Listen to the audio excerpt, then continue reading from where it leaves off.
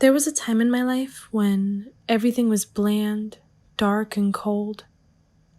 And then I met him.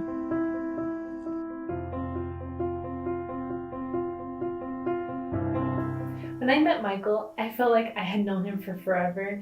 He was and still is the most compassionate, selfless, kind, and intelligent man I've ever met in my entire life. And even now, 2.5 years later, he still makes me the happiest woman alive. But setting all that aside, he completely transformed my way of seeing and experiencing life.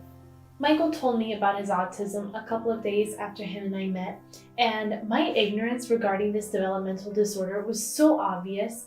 I didn't even know what autism was. I didn't even think about it. I thought it was something that was so far from me, something I didn't even have to think about since it didn't affect me directly. Over the upcoming months, as our friendship grew more and more close and a lot stronger and more long-term, I started investigating more about what autism was, and I started to think about how is it that he experiences the world in comparison to how I experience it. And what I discovered was life-changing. Una de las áreas que mayormente se afecta a las personas que tienen el trastorno del espectro del autismo es el componente social, esas relaciones con otras personas, esas interacciones, el poder iniciar una relación social, el poder iniciar una conversación, el mantener una comunicación, el entender señales o gestos que te puede hacer otra persona. Pues esas clavecitas en muchas ocasiones las personas que tienen este trastorno se les hace difícil identificarlas. También vamos a ver patrones de comportamiento repetitivos estereotipados. Son patrones donde se les hace difícil a las personas con trastorno del espectro de autismo romper esa rutina que tienen establecida. It's been a year and a half since Michael and I started living together, and we've already developed our daily routines, and we began learning so many things about each other that just strengthen our love for one another.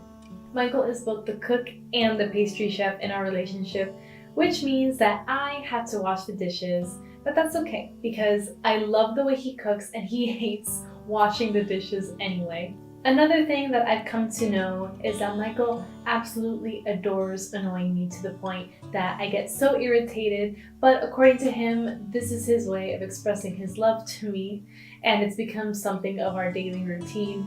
Michael can definitely be honest to a fault sometimes, like if I'm wearing a perfume that he's not used to or he doesn't like, he'll definitely be very blunt about it.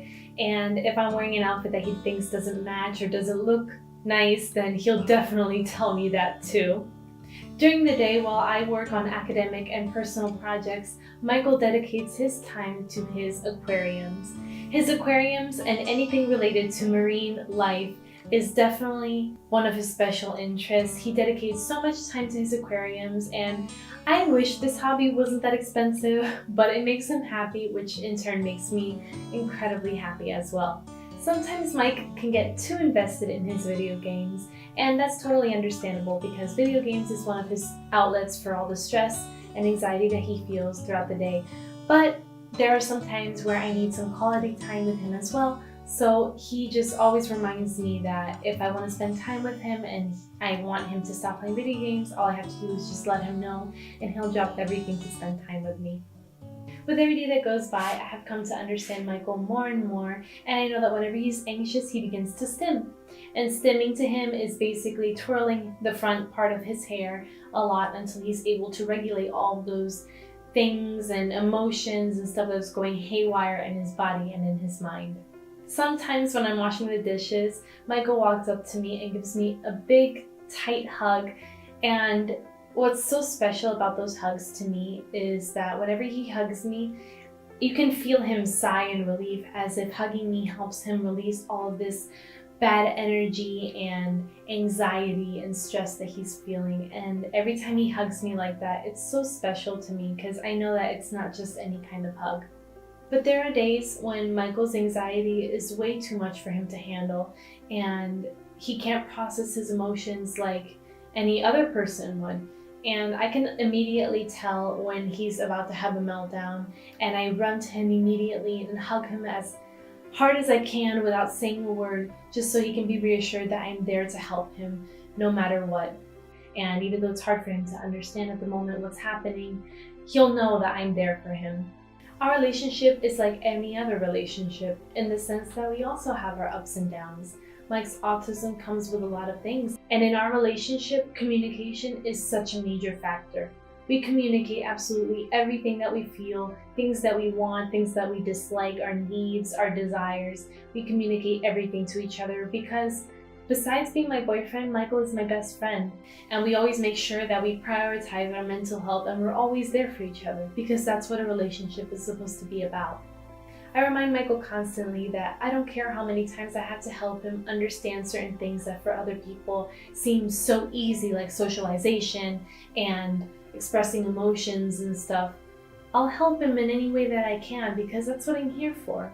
I want to make sure that he feels understood and loved and respected and that he's not a burden. He's autistic and there's absolutely nothing wrong with that. Michael is the most empathetic and kind and compassionate man I've ever met in my entire life. He always tries his best to support me in absolutely every project, and I'm just so lucky to have him in my life. He is just such an amazing person, and I'm sorry that I'm getting a bit emotional. I feel so lucky. I feel like the luckiest woman alive.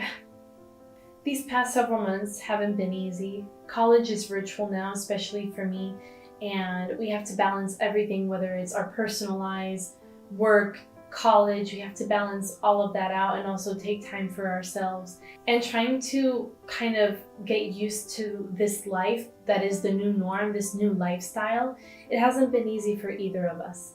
But we're always there for each other and we give each other moral support and we try to help each other get through this. I wish people saw Michael the same way that I see him. I wish people would treat each other with kindness and compassion and understanding and knew more about the autism spectrum so that they can become better human beings and treat them with kindness. I wish we could all be like that in this sucky world that we live in. But even with all this uncertainty going on in the world, I know one thing for sure. Michael's the love of my life, and I would not change a single thing about him.